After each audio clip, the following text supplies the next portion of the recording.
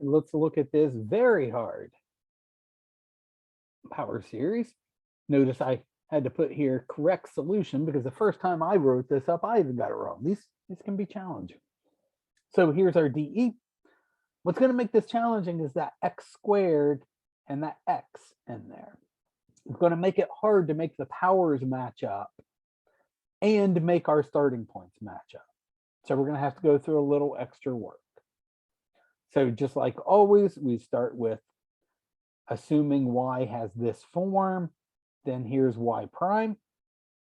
Now, normally what we would do was say, okay, well, when I plug in n equals 0, the first guy is 0 anyways. We might as well start counting at 1, then raise all of these up by 1 and drop that down by 1 so that these two both have an x to the n and both start at 0. But I've got the x squared right there. When I multiply that into here, this is going to go up to n plus 2. And that x times y, I'm sorry, x squared times x to the n minus 1 will go up to n plus 1.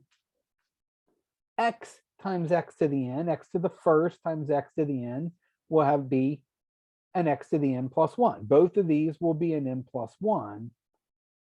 I have no way to make this guy look like that.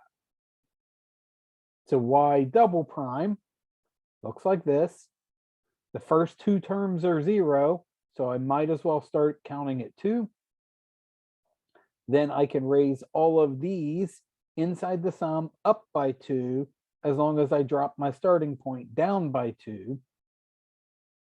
And when I squeeze all this together and bring in the x squared and the 2x, I get this equation. In order to combine these into one sum and get my recursive formula, I need all my powers here to be the same and all my starting points to be the same. So like, look, if I plug in n equals 0 here, my first term is my constant term, x to the 0. These two don't have that. They'll never have an x to the 0. They start at x to the first. So let's get rid of that x to the 0 term here. Make this guy also start with x to the first. So I'm just going to plug in into this guy star there. I'm going to break off that front term. So I'm going to plug in n equals 0. I'll get a2. 2 plus 0 is 2. 0 plus 1 is 1. X to the 0. So I just plugged in that first term. Then here's everybody that's left. This guy, oh, I can make him look like them because he starts at 1. I can raise everything inside the sum up by 1 and drop this down by 1. So look, everything, all the ends went up by 1. My starting point dropped down by 1. Now he'll match those two. I have to deal with this guy here in front by himself. So that must be 0. On the right-hand side, I don't have an x to the 0, or I have 0 x to the 0s. That first term must be 0. That gives me the a2 equals 0. Remember, this is a second order, so a0 and a1 will be free. They'll be determined by our initial values. Everything else will be determined by our recursive formula. But a2 is 0. Okay, now that I've fixed all my powers and my indices, my starting points, I can squish this all together into one single sum.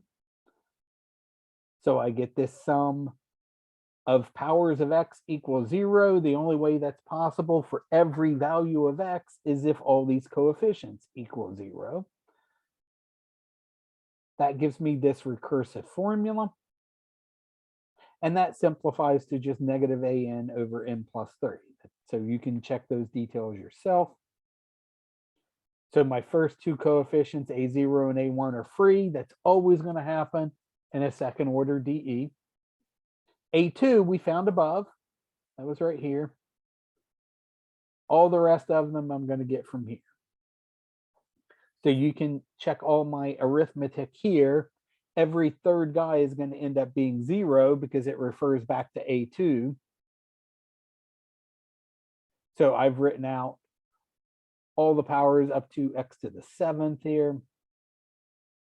If I don't care about separating out into my two linearly independent solutions, I could just leave, here's my general solution. It's perfectly fine like this. Or if I want to separate them out, gather everybody that has an A0 into this guy, and we call that Y1. Everybody that has an A1 we gather together, and we call that Y2. And then the general solution is just Y equals Y1 plus Y2.